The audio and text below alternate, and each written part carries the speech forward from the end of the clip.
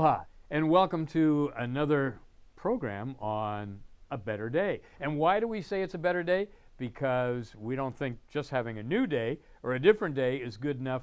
In Hawaii, you deserve a better day. I'm State Senator Sam Slom, representing the Senate minority, and we've been doing this program for several years now, and we hope that you find it informative, entertaining, and interesting. And that's what we're going to try to do. We got a special guest going to introduce you to in just a few moments. But here we are in the new year already. Everybody's still optimistic.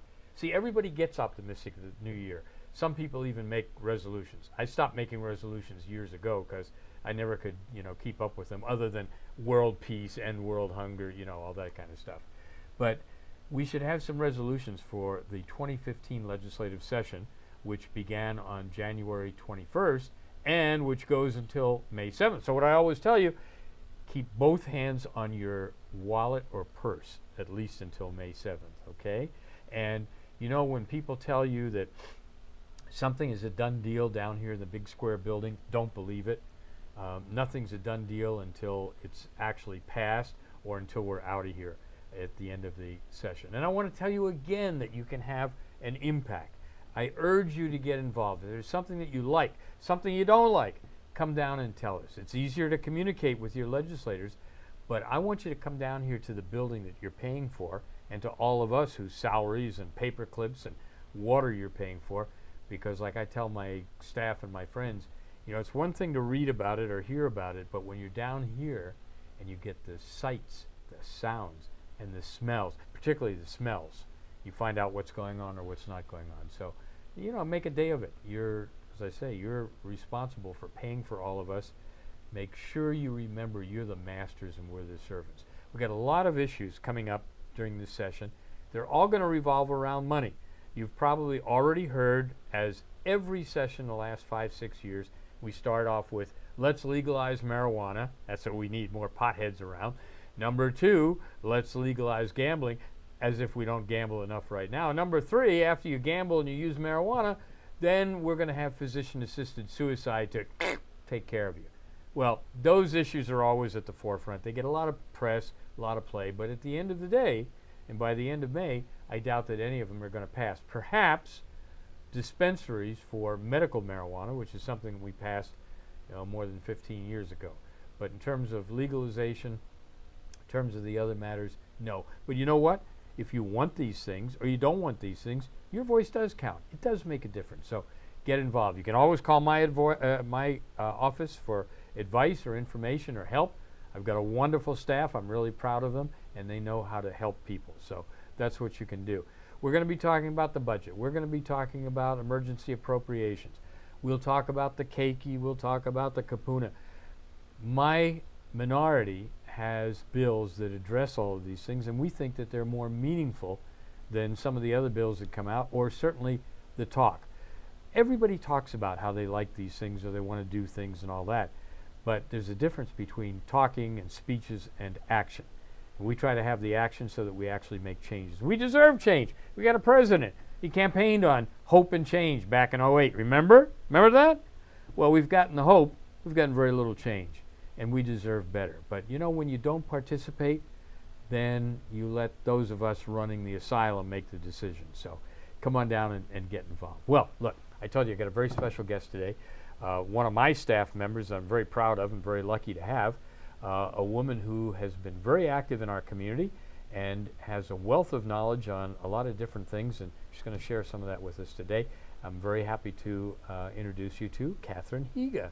Hi, Kathy. Hello. Hey, welcome to A Better Day. My first time. Your it's a first wonderful time. day. It is, right? Well, you're a local girl who went away to have meet your fortune and everything else. So why don't you give us a quick Kathy Higa 101. Tell us a little bit about yourself and what you're up to. Yeah, I am a local girl, born here in 1958, so before it was a state. I'm Women very never give their proud ages. to say They that. never give their ages, yeah. Well, I'm hoping I finally matured a little bit. Yeah. I did go away to the mainland and went to college in the San Francisco Bay Area at Stanford, right in the middle of the birth of Silicon Valley. So when I finished school, it was kind of hard to say no to that, to But it was being an there at exciting ground zero. It was time, huh? really exciting. So in my colorful and checkered past, I was actually at Apple Computer really early on. That was great fun. Eventually went to work in my own consulting firm, started my own consulting firm, and did a lot of work with the venture capital community, raising money for small businesses. So at that time learned a lot about how difficult it was to be a small business, not just because I was running my own, but because I was working with so many startup companies. And so that was there where you yes, had difficulties, that was, right? that was there. Yeah. That was there. And you know, over the years, have worked with very small companies, very large companies on asset acquisitions, mergers, acquisitions. I've had a pretty broad range of experiences. Tell me the truth. When you were like 7 years old, did you say, one day I hope I can get into mergers and acquisitions? Was that your dream from then? No, when I was 7 years old, I wanted to be Galileo, actually. I don't know how somebody gets into things like that, but I think it has to do with seeing through the life cycle of how a business gets started and how they evolve into other forms of Would you agree that people that start their own business are really different from other people? Not that they're any better, but that they have different life experiences and they're called upon to make different kinds of decisions and choices? Yeah, I would. And I might, just a little different twist, they experience life differently. Yeah. I think concepts like frugality and operational efficiency, fiscal accountability have a really different meaning in a small business when it is, you know, when it may not even be your money, it may be investor money, but it's limited. It's a really scarce resource. You know, from there is a bottom line. There is a bottom line, and there's actually you know, there is a dry well. We read about all of the success stories, the huge ones, you know, the Facebooks and the Googles and the eBays, and they all sound like they happened overnight, and that's not true. Nothing could be further from the truth. And for every one of those, there are literally hundreds that run out of money, and that's actually been a part of my interest in government, is maybe looking differently at how we manage taxpayer dollars. I wish many more of my colleagues would have that experience or would have ever met a private payroll, because it's a lot different. You're sitting in a rarefied atmosphere here in the state capitol. You're dealing with other people's lives, with their resources. Yeah. You're talking now billions of dollars. I mean, I can remember in Hawaii in the early days after statehood, you know, when they would argue over a $250 expenditure, and now we have millions or hundreds of millions of dollars or billions. And we don't always do a really good job. And part of that, from my standpoint, is the lack of knowledge, lack of experience. And I was very critical in our opening day, our lack of oversight. I know our Senate President, Donna Mercado Kim, has been really good about this, looking at contracts, looking at oversight, but finding out what the mission was for the expenditures originally and how have we done. And we usually don't do that. We don't follow up. The legislative auditor, she does reports and points out the shortcomings, and then the report goes on the shelf and stays there until the report is done again, another 10 years down the road, but there's no interaction and no people holding people to the fire. And meanwhile, the people that are in the agencies or involved with the projects, they don't worry about us because they figure we're going to be gone and they'll still be there and nobody's going to be looking. So what you're trained in, I think, is really important. And I know every time, and I try to make finances as simple as I can, and budget issues and things of that nature. And we've got our budget director, Paul Harleman, who right now is doing what he does annually, and that is producing an alternative state budget. But every time you start talking about that, people's eyes glaze over, and they are disinterested because there's not an emotional connection. And yet, it's the most important thing, because if they don't have anything in their wallet and they find out that their costs continue to go up, and yet they say, well, I want to support the keiki, I want to support the kupuna, but they don't know what's happening in the name of the keiki and kupuna, then we have problems. I've always said, it's not that we have a lack of money in Hawaii or a lack of revenues. It's how we spend that money or how we account accountability. for it. So you like doing that. You like digging in, delving into the financial reports and all that? Yeah, absolutely. I mean, as a multi-time entrepreneur and COO of venture-funded companies, you have no choice. Have you had any problem being a woman doing this? Is there a difference? That's a yes and a no. Yeah. I I think. mean, do you get respect within those communities, the technical community and the financial community?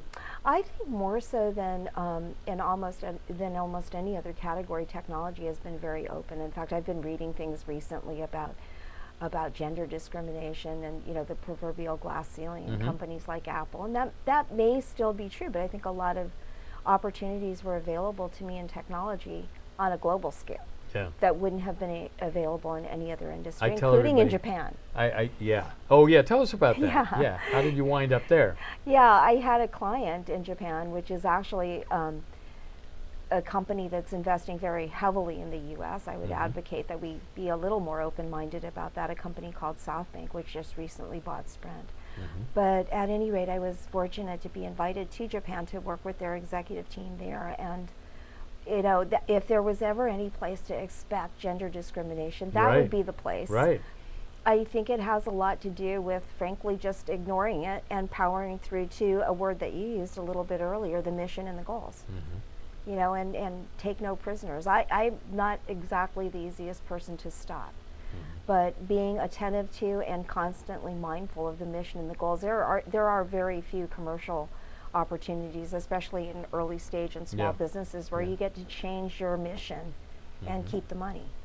I always tell the story about my mom when I was growing up, and this is in the 50s, and my mom, they hadn't invented the glass ceiling yet. So she didn't know that she was limited because of gender. And she did everything she wanted to do. Yeah. She was in retailing, and she was in entertainment, and she was in some wholesaling and other activities. And she did what she wanted. Nobody stopped her because she had the drive. She had the education. She had the ability to do it. So I grew up, with strong women, and that's why I appreciate them today, because oftentimes, I'm sorry to say it, the men kind of back off. I think it was Rush Limbaugh was talking about the chickification of the males during the last generation. But there's something to say about that, because everybody was telling us men, tune to your feminine side and all that. I think some men may have gone too far in that direction. And meanwhile, the women went ahead and they did the things. They started the businesses. They made the connections and all of that. And so hats off to you. You made a remark about we should be more open in terms of the Japanese or foreign ownership, or what do you mean by that?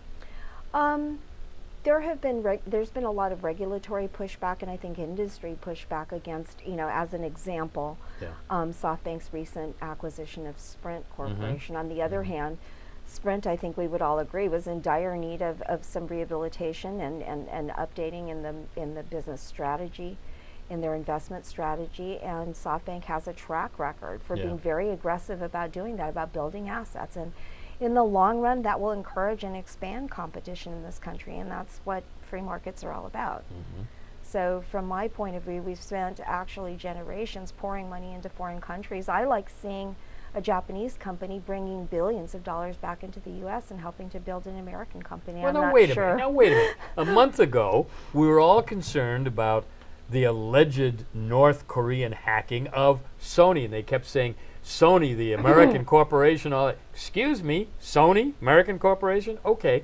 I think many of these corporations have left their indelible mark here.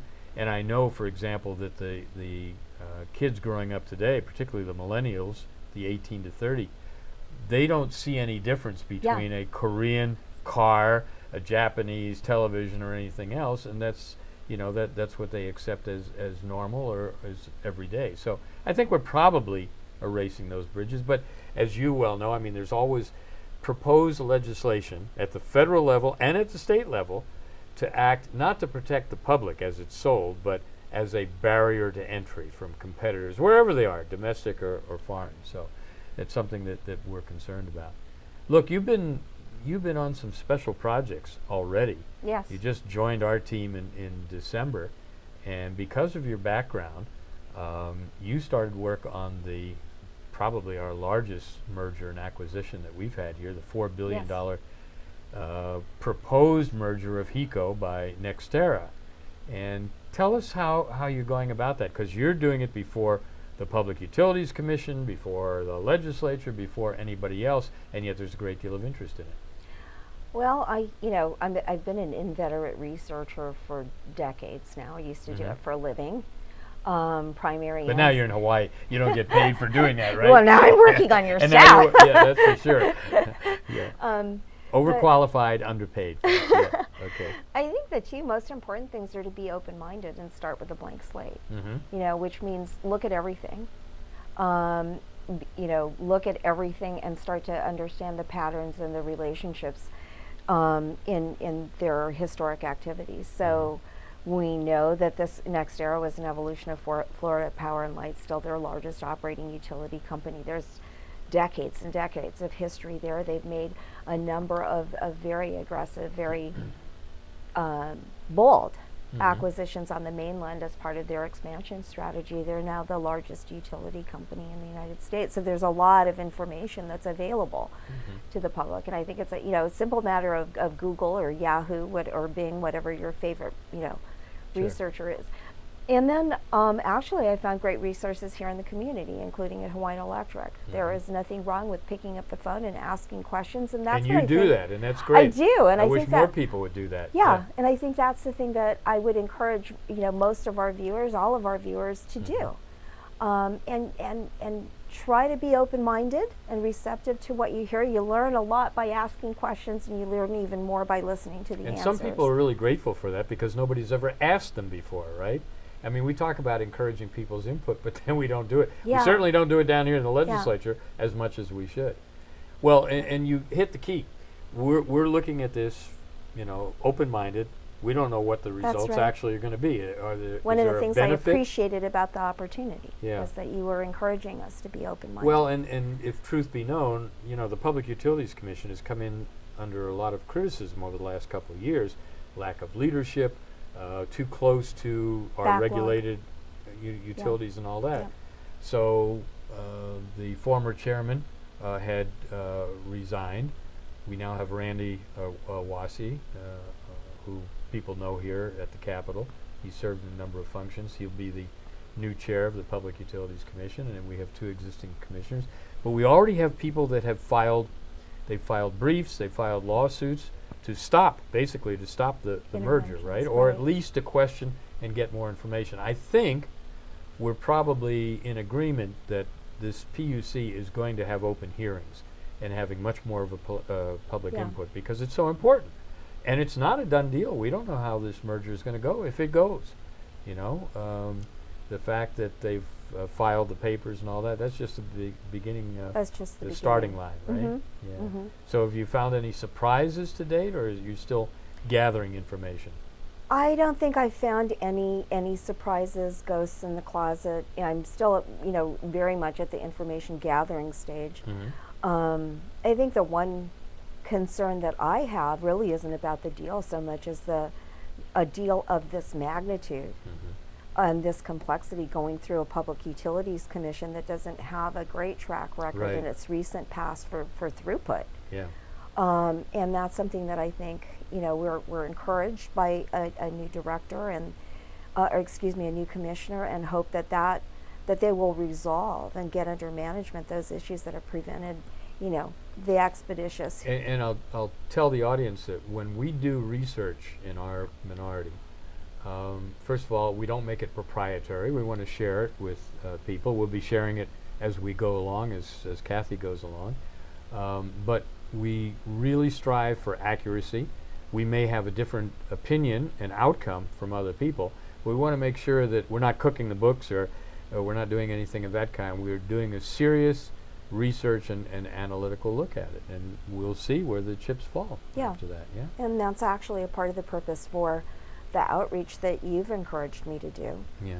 I guess the question that always comes to mind, number one, what, if any, is the benefit to Hawaii in such a change? That is the question. Right. And the second part of that, though, is what would be the benefit to NextEra? Why would they want to buy Hawaiian Telephone, Hawaiian Electric? And that is the large looming question. I mean, that's the first question, to be asked about any kind of a merger or acquisition deal is what's in it for them. Yeah. I had a Freudian slip. I said Hawaiian Telephone. Hawaiian Telephone, you had a little experience with them too, right? Yes, Hawaiian Telecom? Yes, I did. I worked for Hawaiian Tel for a couple of years. So you know the Standard insides and outsides. And It's a tough business. Yeah. Yeah, I do. And it's been a real challenge for them. Mm-hmm. You know, what differs, I think, a little bit about that kind of a public utility, a telephone or the communications company, is there's a huge amount of infrastructure investing to be done before the public ever sees it. Right.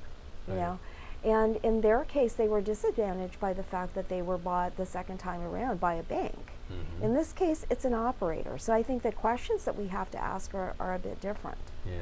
But still, I think they're challenged by the same things that we need to be vigilant about. Mm-hmm. When a company is acquired, it continues to operate. Is that company going to continue to invest, not only for their own profit motives, but be able to invest? And it's not going to be operating the way it had for decades that's or right. longer. That's right. And, from the telephone company standpoint, their problem is, look at how many of us are ditching our landlines, right?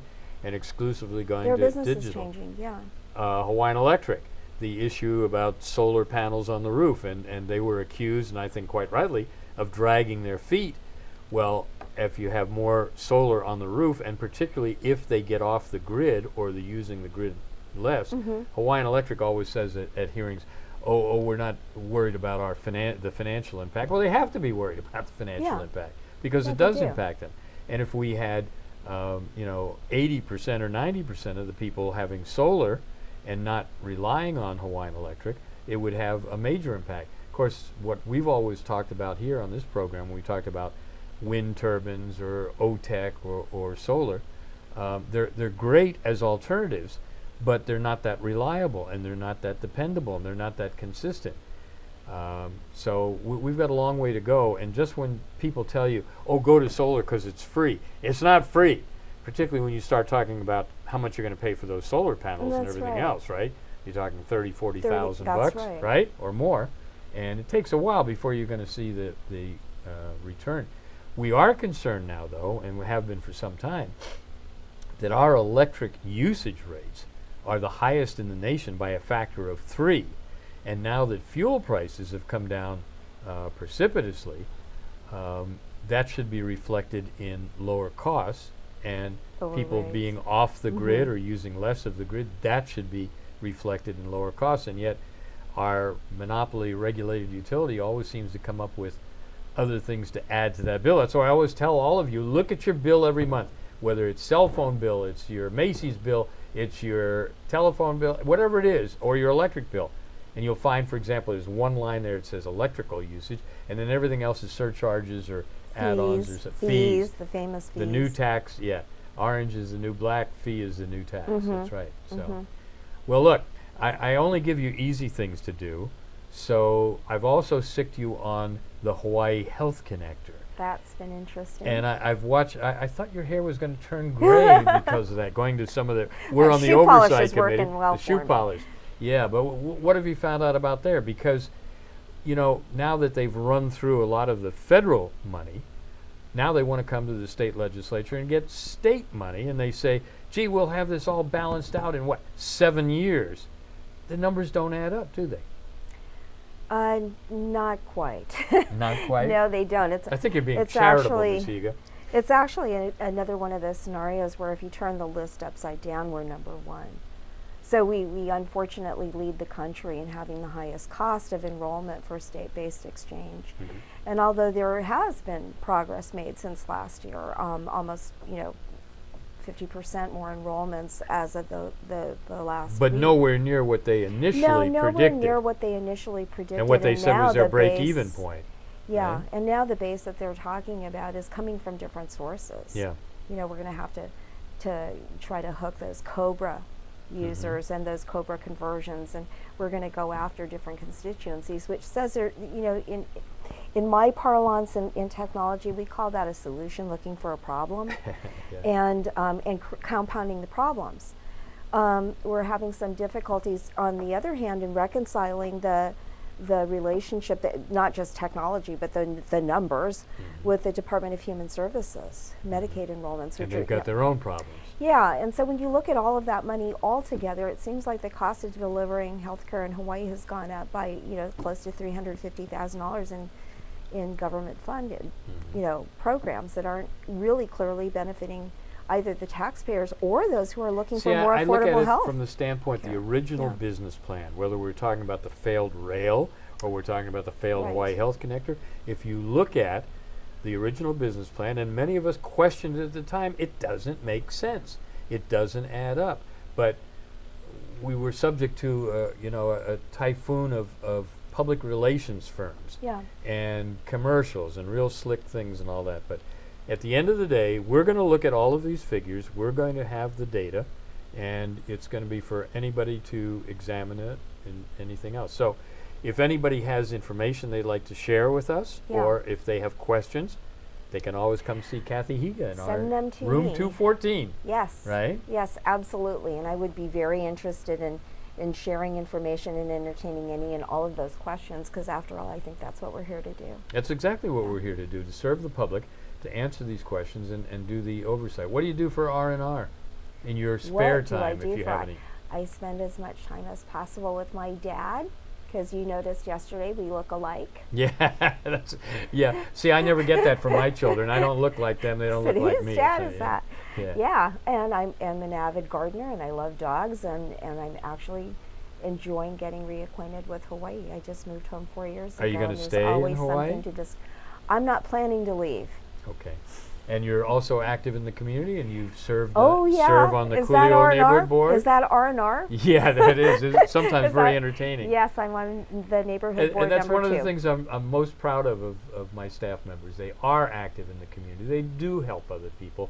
They are aware of these issues and things like that. So, like I always tell you, if you need any help whatsoever, you come into room 214 in the state capitol, or call us up, or email us, or text us, or whatever. Even I know how to use my thumbs a little. Well, no, and that's not true. I use one finger. He but rents those opposable thumbs. yeah. But we'll be here to help you, and in the programs to come, we'll have additional staff members and interesting people in the community, because the whole idea is we understand what our responsibility is to help the community move Hawaii forward and have a better day. Thank you, Kathy Higa. Thank you Thank for you. joining us today. Aloha.